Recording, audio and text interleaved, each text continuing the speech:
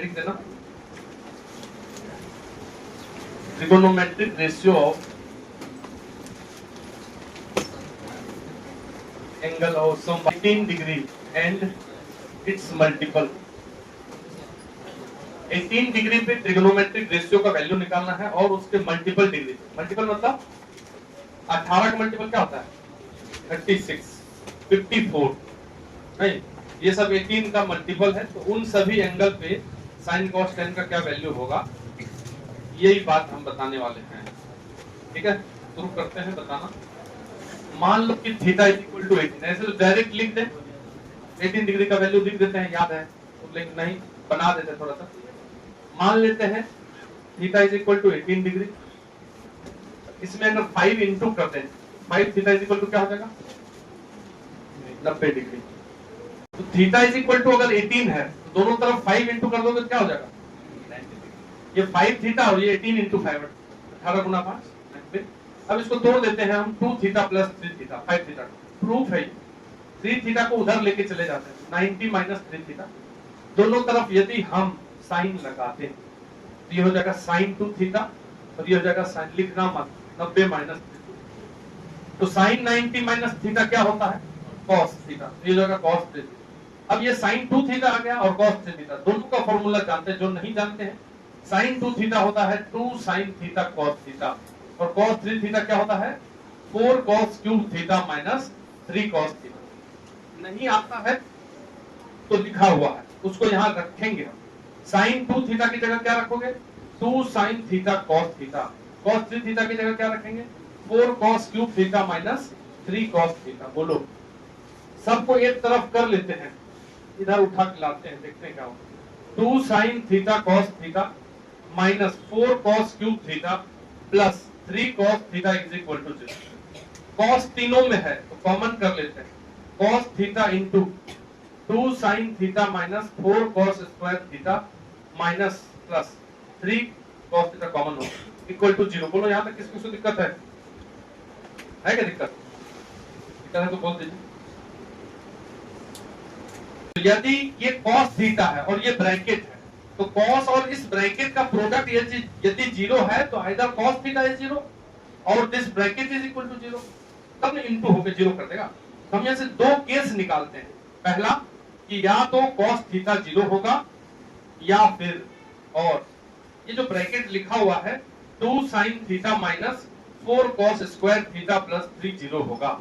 बोलो तो कौन 0 होगा, क्या दोनों 0 होगा कि दोनों नहीं 0 होगा? नहीं 0 दोनों होगा तो दोनों का प्रोडक्ट तो 0 हो नहीं सकता, वो तो होगा एगो कोई 0 होगा। तो अगर cos थीटा 0 हो गया, बात तो समझो, इसका मतलब थीटा 90 हो जाएगा। cos थीटा कहां 0 होता है, जबकि थीटा को क्या माना गया है 18, तो गलत हो गया, नहीं समझ रहा। यदि cos थीटा ये 0 होगा तो थीटा अवश्य 90 होना चाहिए, थीटा माना हुआ है 18। जैसे हम 10th में क्वेश्चन करते थे कि √2 एक इरेशनल नंबर है, मान लेते थे कि नहीं इरेशनल, याद है कि नहीं? और तब हम बनाते बनाते जाते थे तो गलत आ जाता था, फिर बोलते थे हमारा माना हुआ ही गलत है, समझे? तो cos थीटा अगर 0 हो गया तो ये हो नहीं सकता, क्योंकि थीटा माने थे 18 आ जाएगा 90, ऐसा कैसे होगा? तो this cos theta cannot equal to 0। तब इसके और इसके प्रोडक्ट को 0 होने के लिए इसको जरूर 0 होना पड़ेगा। तो यहां से हम ये बात समझ गए, ये जो ब्रैकेट वाला है 2 sine theta minus 4 cos square theta plus 3, यही 0 होगा, ये तय है, इसके अलावा कोई उपाय नहीं है। अब ये 0 होगा तो यहाँ साइन है, यहाँ कॉस स्क्वायर है, तो किसी एक में ही बदल दीजिए। तो कॉस स्क्वायर को बदलना आसान है, 1 माइनस साइन स्क्वायर लिखिए प्लस 3 इक्वल टू 0। ये हो गया 2 साइन थीटा, ब्रैकेट खोलेंगे तो minus 4 plus 4 sine square theta plus 3 equal to 0। इसको अच्छा से सजा लेते हैं, तो 4 साइन स्क्वायर थीटा पहले लिख देते हैं, फिर 2 साइन थीटा और माइनस 4 प्लस 3 माइनस 1। ये क्या निकला भाई, क्वाड्रेटिक इक्वेशन। किसका क्वाड्रेटिक? तुम्हारा, अरे साइन का।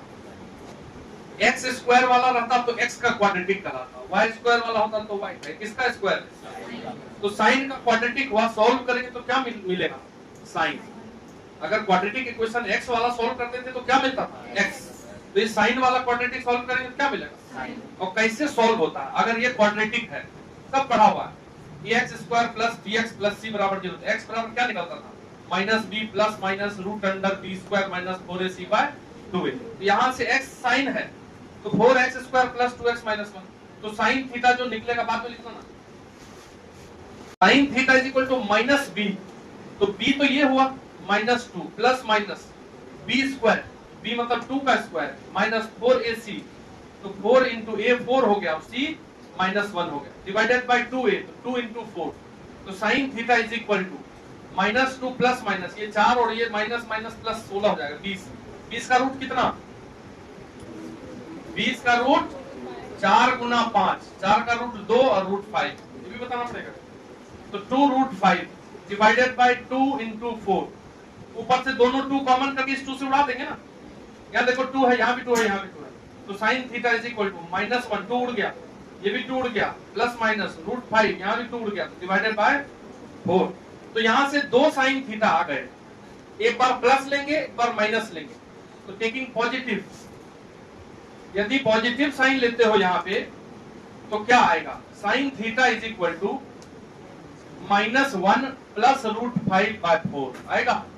देख लो पॉजिटिव ले लिए, यदि नेगेटिव लोगे तो साइन थीटा क्या आएगा, बोलो, माइनस 1 माइनस रूट 5 बाय 4, दो साइन थीटा आ गया, हम निकाल रहे थे साइन थीटा, तो 2 को आ गया, कौशल खड़े हो जाइए, दोनों कौन होगा, दोनों ये को थीटा का वैल्यू निकला है, थीटा क्या है, तो साइन 18 का वैल्यू है ना, ये भी हुआ साइन 18 का, साइन 18 डिग्री, 18 किस क्वाड्रेंट में है, फर्स्ट क्वाड्रेंट में, 0 से 90 में साइन थीटा कभी नेगेटिव होता है, तो ये रूट 5 2 हो गया लगभग, रूट 4 2 होता है, तो 2 माइनस 1 पॉजिटिव 5, यहाँ तो दोनों नेगेटिव है तो नेगेटिव हो गया ना, तो ये कभी हो ही नहीं सकता, क्योंकि साइन 18 कैसे नेगेटिव हो सकता है, first quadrant, 18 degree belongs to first quadrant, यानी फर्स्ट क्वाड्रेंट में कोई रेशियो नेगेटिव पॉजिटिव नेगेटिव नहीं होता है, तो इसलिए साइन 18 का मान ये रिजेक्ट हो जाएगा, तो केवल ये रहेगा, साइन 18 का वैल्यू कितना आ गया फाइनली, बोलो, hence sine 18 degree is equal to, याद कर लेंगे आज, रूट 5 प्लस में माइनस 1 बाय 4, ये साइन 18 डिग्री का वैल्यू, रूट 5 माइनस 1 बाय 4, ठीक है। अब साइन 18 निकाल लिए, साइन 18 का वैल्यू निकल गया, याद कर लिए, क्या याद किए,